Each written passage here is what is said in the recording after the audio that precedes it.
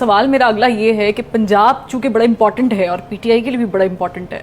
इमरान खान साहब ने आपने देखा जब तबसरा किया है आपने कि हल्फ लिया केपी में अपने लोगों से, वो काम वो पंजाब में भी करने लगे। लेकिन हाशिम डोगर साहब जो कि वज़ीर दाखिला पंजाब हैं, उन्होंने आज एक इंटरव्यू दी है। अच्छा। और उन्होंने कहा बड़ा क्लियर कट कि हम कोई भी मशीनरी गवर्नमेंट की, पंजाब गवर्नमेंट की फैसिलिटेट नहीं करेगी पाकिस्तान तहरीक इंसाफ के लॉन्ग मार्च को, ना ही हमारी पुलिस अगेंस्ट कैपिटल की पुलिस के खड़ी होगी। तो ये बहुत बड़ी स्टेटमेंट है। आपको लगता है कि ये तर्ज जो है ये केपी वाले भी शायद इस पे चल पड़े? देखिए केपी वाले तो बिल्कुल नहीं चलेंगे। केपी वाले तो पूरी की पूरी एडमिनिस्ट्रेशन जो है वो इमरान खान की एडमिनिस्ट्रेशन है, उनकी गवर्नमेंट है, और वो पूरी भरपूर सपोर्ट करेगी जो लोग निकलेंगे वहाँ से लॉन्ग मार्च में। कहा यह जाएगा कि सिक्योरिटी दी जा रही है, दरअसल उनको फैसिलिटेट किया जाएगा। तो ये तो बड़ी क्लियर बात है। यहाँ भी आपने देखा कि जो स्टेटमेंट आया वो ये है कि हम सिक्योरिटी देंगे, फैसिलिटेट नहीं करेंगे। तो मेरा ख्याल है बात तो वही है, मगर यहाँ थोड़ा सा फ़र्क है। वो ये है कि क्या चौधरी परवेज़ इलाही साहब भरपूर तरीके से इस लॉन्ग मार्च को सपोर्ट करेंगे या नहीं करेंगे। ये भी हो सकता है कि वो जो मुलाकातें करना चाह रहे हैं उससे अपनी पोजीशन भी वाज़ेह करना चाह रहे हैं कि मेरे पे बड़ा प्रेशर है, मैं क्या करूँ, मैं ना दूँ सपोर्ट या दूँ सपोर्ट। ये और दूसरा ये कि क्या ये पीडीएम को समझाएं कि मुझे डिस्टेबलाइज ना करें, नहीं तो मैं मजबूर हो जाऊंगा टू सपोर्ट इमरान खान। तो ये सारे जो है ना इश्यूज़ ये डिस्कशन में आ सकते हैं। तो ज़ाहिर है चौधरी साहब तो चाहेंगे, बिकॉज उन्होंने पहले भी ये कहा था कि कोई ऐसा काम हमने नहीं करना, ये हुकूमत इमरान खान को उस चीज़ में सपोर्ट नहीं करेगी जहाँ की आर्मी के साथ या इस्टेब्लिशमेंट के साथ कोई क्लैश आती है। तो क्लैश तो आएगी। राना सनाउल्लाह ने क्या कहा, उन्होंने कहा जी कि हमने तो वो क्लियर कर लिया है कि फ़ौज भी बुलाई जाएगी to protect installations and diplomatic enclave, और पुलिस और रेंजर्स बुलाए जाएंगे टू स्टॉप द क्राउड्स, और हम नहीं आने देंगे किसी को। याद रहे कि इससे पहले ये सोच थी कि वो आएँ और पुरअमन तरीके से आएँ और G8 G9 जहाँ भी वो पार्क है वहाँ जाके अपना जलसा कर लें। आज जो लेटेस्ट स्टेटमेंट आया राना साहब से वो ये कह रहे हैं हमने आने नहीं देना इनको इस्लामाबाद। तो एक तरफ तो ये चीज़ें चल रही हैं अब, और एक उसके साथ साथ खान साहब की स्ट्रैटेजी भी चल रही है, वो भी हम डिस्कस कर सकते हैं, क्योंकि अभी एक पिटिशन आई है इस्लामाबाद हाई कोर्ट में जिसमें ये कहा गया है कि जी हम बड़े पुरअमन लोग हैं, हम कन्वेंशन सेंटर में एक कन्वेंशन करना चाह रहे हैं 12 तारीख को, ठीक है, बिल्कुल रबीउल अव्वल के हवाले से, और हमारी एक कमेटी भी है उसके हवाले से, और हमें इजाज़त दी जाए, और गवर्नमेंट हमें इजाज़त नहीं दे रही। और खान साहब कन्वेंशन सेंटर में जाके 2000 बंदा जो फिट आता है वहाँ उनको एड्रेस करेंगे।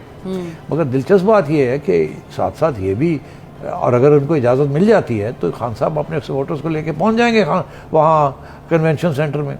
और अगर ये 1000-2000 बंदा पहुँच जाता है और बड़े हाईली ट्रेंड मिलिटेंट किस्म के लोग चुना के केपी से इधर उधर से भर देते हैं, और वहाँ जाके कन्वेंशन सेंटर में वो अनाउंस कर देते हैं कि जी लॉन्ग मार्च कल है, परसों है, तरसों है, और हम अभी यहाँ इस्लामाबाद में बैठे हैं और चलो चलो चलो वहाँ जाके बैठ जाएं, तो कौन रोकेगा उनको। तो खान साहब ने अपनी पूरी स्ट्रेटजी वर्कआउट की हुई है। इसीलिए मेरा ख्याल है गवर्नमेंट ने ये फ़ैसला किया है कि उनको आने नहीं देना और कन्वेंशन सेंटर में भी जलसा करने की इजाज़त नहीं देनी। तो अब एक सिचुएशन आ गई है कि कन्वेंशन सेंटर को रास्ते में खड़ा कर दिया खान साहब ने कि एक कदम हम पहले वहाँ जमाएं, वहाँ से फिर लपक के हम डी चौक पहुँच सकते हैं या जहाँ भी चाहें इस्लामाबाद पहुँच सकते हैं। और ये जिन लोगों के साथ कन्वेंशन सेंटर को भरा जाएगा वो मतलब काफ़ी एग्रेसिव ट्रेंड किस्म के लोग होंगे जो कि बाहर निकलेंगे और फिर वो जाके जहाँ उन्होंने जाना है वहाँ जाके बैठ जाएंगे। आपको कौन रोकेगा वहाँ। और जब वो बैठ जाएंगे और पीछे से फिर पंजाब और केपी से वो लोग आने शुरू हो जाएंगे, और एक किस्म का आपने समझा कि उन्होंने पहले जाके एक फ्लैंकिंग मूवमेंट करके एक कब्ज़ा सीज़ कर लिया और पीछे से अब फोर्सेस आ रही हैं उसको रीइंफोर्स करने के लिए। तो it's a great military strategy कि पहले एक हिल टॉप ली जाए, कन्वेंशन सेंटर, हिल टॉप से कंट्रोल किया जाए वैली को, ताकि आप बैठे हुए हैं, वहाँ से फिर आप अपने सोल्जर्स को बुलाएं टू हैविंग प्रोटेक्टेड पिकेट्स लगा के। तो it's a tactic, very nice interesting military strategy. अब आइए आग के अदालत में केस चला गया ये पिटिशन। अब क्या अदालत जो है इस्लामाबाद हाई कोर्ट क्या इजाज़त देगी या नहीं देगी, और फेडरल गवर्नमेंट की तरफ से यही मौक़िफ़ होगा कि दरअसल ये जो कन्वेंशन है ये एक्सक्यूज़ है, ये मज़हब को इस्तेमाल कर रहे हैं, दरअसल ये वहाँ पहुँच के ये देख वांट टू क्रिएट ट्रबल, और ये लॉन्ग मार्च की तैयारी है, और ये उसका पहला खतरा है लॉन्ग मार्च का, और इसके बाद लॉन्ग मार्च होगी, फिर ये इस्लामाबाद आएंगे और मसला बन जाएगा। उधर से वो कह रहे हैं कि हमारा राइट टू फ्रीडम है, ये हमारा हक है कि हम आएँ जाएँ, आप नहीं रोक सकते, freedom of association, freedom of speech, ये वो वारा। तो इस्लामाबाद हाई कोर्ट को अब जिसे कहते हैं ना फोकस पॉइंट बन गया है। अगर वो इजाज़त दे देता है कन्वेंशन सेंटर की, तो फिर जो मर्ज़ी कहे वो इस्लामाबाद हाई कोर्ट के पुरअमन रहेंगे, ये नहीं होगा वो नहीं होगा, फिर सब कुछ होगा जो फेडरल गवर्नमेंट कह रही है, और लड़ाई झगड़े का पूरा इम्कान है, और टांगे कांपने का और तोड़ने का पूरा इंतज़ाम, और फिर एक ऐसी सिचुएशन हो सकती है जो कि हाथ से बाहर निकल जाएगी। तो इस वक्त इस्लामाबाद हाई कोर्ट के ऊपर बहुत ज़बरदस्त किस्म का प्रेशर PTI लाने को ले आई है, और अब देखिए कि इस्लामाबाद हाई कोर्ट कैसा फ़ैसला करता है। क्या उसे इस बात का एहसास होगा जजेस को कि ये एक पॉलिटिकल स्ट्रेटजी के तहत ये हो रहा है, या ये एक रिलीजियस फंक्शन है, उसके बाद सारे घरों घर चले जाएंगे और कुछ होगा नहीं। जो भी फ़ैसला इस्लामाबाद हाई कोर्ट करेगा वो उसकी बड़ी अहमियत होगी। या तो वो एक ऐसा फ़ैसला होगा जिसकी बेसिस के ऊपर इमरान खान साहब अपना लॉन्ग मार्च जो है उसको लॉन्च कर देंगे, और या वो नहीं होगा, अगर वो इजाज़त नहीं देते तो फिर नहीं होगा। तो लेट्स सी नाउ कि इस्लामाबाद हाई कोर्ट क्या फ़ैसला देता है। लेकिन अगर परवेज़ इलाही साहब की मुआवनत नहीं मिलती है, मदद नहीं मिलती इमरान खान साहब को, और आपने अभी खुद ही कह दिया कि वो लंदन में ज़ाहिर है किसी मकसद के तहत ही गए हुए हैं, यहाँ पर वो किसी मकसद के तहत ही बैठे हुए हैं, कोई और वे आउट नज़र आ रहा है आपको अगर इख्तलाफात बढ़ जाते हैं PTI और काफ लीग के अंदर, परवेज़ इलाही और इमरान खान साहब के अंदर, तो परवेज़ इलाही साहब किसी और ऑप्शन? देखिए, परवेज़ इलाही साहब के पास इस वक्त नेगोशिएटिंग पोजीशन है ना, वो फेडरल को जो पैगाम देना चाह रहे हैं फेडरल गवर्नमेंट को वाया न्यूट्रल्स, वो यही है कि जी मैं ये भी कर सकता हूँ, वो भी कर सकता हूँ, आप मेरे साथ मिल जाएं, मुझे डिस्टेबलाइज ना करें, कोई मुका कर लो तो मैं सपोर्ट नहीं करूँगा लॉन्ग मार्च को। बस ऊपर से लगेगा ऐसे कि मैं सपोर्ट कर रहा हूँ, एक्चुअली नहीं करूँगा। और अगर आप नहीं करते तो फिर मेरी मजबूरी होगी, मैंने अपने आप को भी तो बचाना है, और मेरा बचाव खान साहब के साथ ही है, तो फिर मुझे सपोर्ट करना पड़ेगा। तो ये निगोसिएशन में ये एक किस्म के टैक्टिक्स आते जाते हैं कि जी अगर आप ये करेंगे तो मैं ये करूँगा, अगर आप ऐसे नहीं करते तो मैं ऐसे नहीं करूँगा।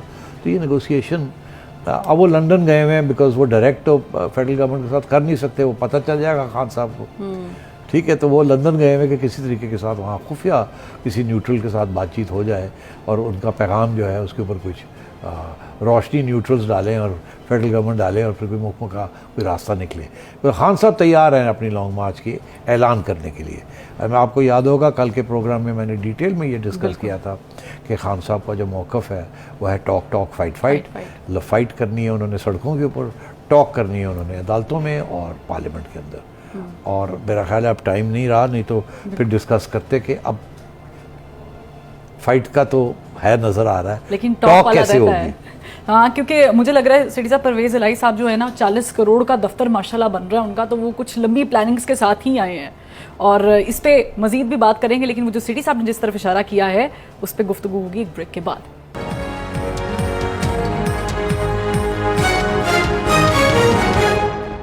Welcome back. सिटी साहब, आप जाने से पहले कह रहे थे फाइट तो है, लेकिन ये टॉक के लिए पार्लियामेंट है, तो पार्लियामेंट का रास्ता कैसे खुला है? हाँ, बड़ा बिल्कुल सही सवाल है। पार्लियामेंट कैसे जाएंगे? ये तो रिज़ाइन कर चुके हैं सारे वहाँ से, बिल्कुल, और कहते हैं हम नहीं जाएंगे। मगर अब बड़ी दिलचस्प बात यह है कि असद उमर साहब का एक बयान आया है कि जी ये सारे के सारे रेजिग्नेशंस जो हैं ये एक ही वक्त एक्सेप्ट होने चाहिए। ये आपने क्या किया, 11 कर दिए, बाकी रहने देंगे। एक तरफ तो वो ये कह रहे हैं, दूसरी तरफ ये जो पिटिशन आई है 11 में से 10 लोगों में से 10 की ये पिटिशन आई है, जिससे वो ये कह रहे हैं कि जी ये आप सबको बुलाएं, अदालत ये फैसला करे कि हमने तो एक सियासी किस्म की रेजिग्नेशन दी थी, जैसे ये तो नहीं कहा मगर जैसे 35 पंचर का इल्ज़ाम लगा था वो तो सियासी बात थी, उसकी तो कोई अहमियत नहीं थी, वो तो प्रोपेगेंडा होता है। तो हमने तो ये कोई सोच समझ के पार्टी के तहत तो रेजिग्नेशन नहीं दी जिसको मंजूर करना चाहिए था, हमने तो एक सियासी बात की थी। और आप सबको बुला के पूछ लें कि जी आप कहें स्पीकर को सबको बुला के पूछें, मतलब ये है कि यू टर्न ले ली गई है, अदालत के सामने यू टर्न ले ली गई है कि हमने तो रेजिग्नेशन दी नहीं। उधर असद उमर साहब ये कह रहे हैं कि जी सबकी एक्सेप्ट करें आप रेजिग्नेशन, इधर ये कह रहे हैं कि अपने लोग कि हमने तो दी नहीं, अब सबको बुला के पूछ लें। तो अब ये बड़ा वाजे हो गया है कि ये रास्ता ढूंढ रहे हैं अपनी इज्जत बचा के कि किसी तरीके से वापस पार्लियामेंट जाया जाए। हम तो नहीं जाना चाहते, मगर अगर स्पीकर ये कह देता है या अदालत ये कह देती है कि रेजिग्नेशन तो थी नहीं, तो फिर तो वापस हम इस टाइम फिर तो हम पार्लियामेंट में चले जाएंगे।